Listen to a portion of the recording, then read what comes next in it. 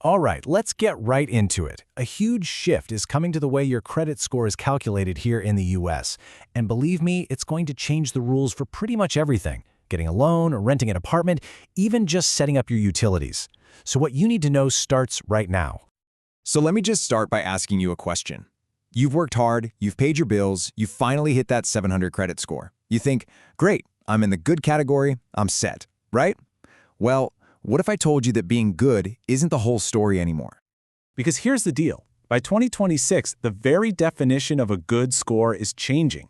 The ground is literally shifting under our feet, and just being good might not be enough to get you the best deals, or in some cases, even to get you approved at all. And that's really the heart of what we're going to break down today.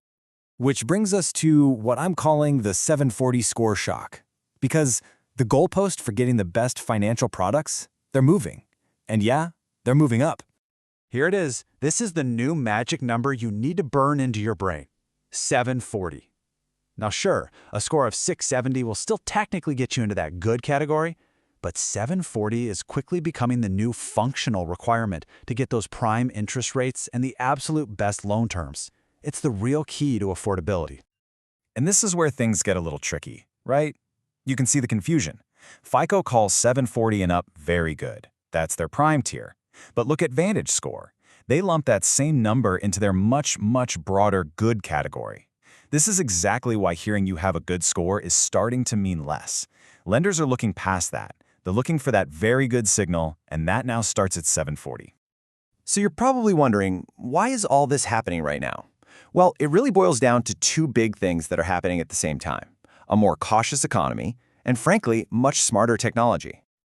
First, let's just look at the economic forecast. Projections for 2026 show things cooling down a bit. We're talking about slower growth, a softer job market. And when that kind of stuff happens, lenders get nervous. It's only natural. So they tighten their standards, and they start prioritizing only the absolute safest bets, the borrowers with the lowest risk. And honestly, this quote just nails the new reality perfectly. A good score grants permission to apply, but a very good score, 740 plus, is the functional key to affordability. Think about that. A 680 might let you fill out the paperwork, but it's that 740 plus score that actually makes the loan affordable in the long run. Okay, so that's the economy. The other huge piece of this puzzle is technology. Your credit score isn't just a simple number anymore. It's getting a whole lot smarter, mostly by using two new kinds of information, something called trended data and another called alternative data. This right here, this is probably the single most important concept to get your head around. In the past, your credit score was basically a snapshot, a single photo. It only cared about your debt at that one specific moment in time. But now, with new models like FICO 10T and Vantage Score 4.0, it's a 24-month movie. They are watching the entire film of your financial habits over time. And this movie has a name, of course. It's called trended data. It looks at the trajectory of your debt. Are you consistently paying it down? Amazing, you'll be rewarded for that. But are you carrying high balances month after month, even if you're making the minimum payments? Well, that's now a red flag that the older snapshot models would have completely missed. Okay, look at this. You've got borrower A and borrower B. Now, they could have the exact same 720 credit score today. But these new models look back 2 years. They see borrower A has been super consistent keeping balances low. Meanwhile, borrower B has a history of maxing out their cards, then paying them down, then maxing them out again. Who do you think the bank is going to see as the safer bet? It's borrower A, every single time. Now, for the other side of this tech revolution, alternative data. For decades, a huge chunk of Americans, we're talking 62 million people, have been what's called credit invisible. They didn't use traditional credit cards or loans, so they just couldn't get a score, even if they were fantastic with their money. Well, that's finally changing, and this is really good news. These new scoring models are starting to look at alternative data. That means things you're already paying for. Your rent, your utility bills, even those buy now, pay later loans can now be used to build a positive credit history. This is opening up the whole financial system to millions of people for the very first time.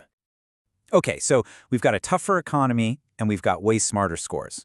What does this actually mean for your wallet? Let's talk about the new price of credit. Wow. It's pretty eye-opening. Just look at the average interest rates for a new car loan. A super prime borrower is getting a great rate, around 5.3%. A prime borrower, which is where a lot of those good scores fall, is already paying more, almost 6.8%. But just look at that drop. If you fall into the non-prime category, your rate practically doubles. That is a massive difference. And let's be super clear, those percentages add up to real money, cold, hard cash. Over the life of a typical car loan, that difference in interest rates can easily cost you over $5,000 extra. That is the price you pay for not having a top-tier score. So you can really start to see how different scores unlock different doors. By 2026, you're going to want at least a 740 for the best mortgage rates. You'll want to be above 780 for the cheapest car loans. Even just avoiding security deposits for rent and utilities will likely require a score of 670 or higher. These are the new benchmarks to aim for. Okay, I know that was a lot of information, and it might sound a little intimidating, but this isn't about doom and gloom. Not at all. It's about being prepared. So let's end with a really clear, actionable playbook for how you can win in this new credit environment. Here are your 4 key steps. It's that simple. Number 1, make 740 your new goal. Just lock that in.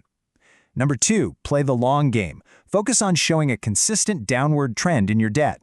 Remember, it's a movie now, not a snapshot. 3, if you're building credit, actively use services that report your rent and utility payments. Get credit for what you're already doing.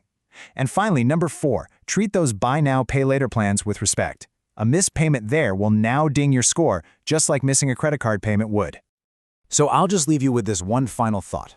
In 2026, your credit file isn't just going to be a list of accounts and numbers, it's going to be a story, a narrative about your financial behavior over time.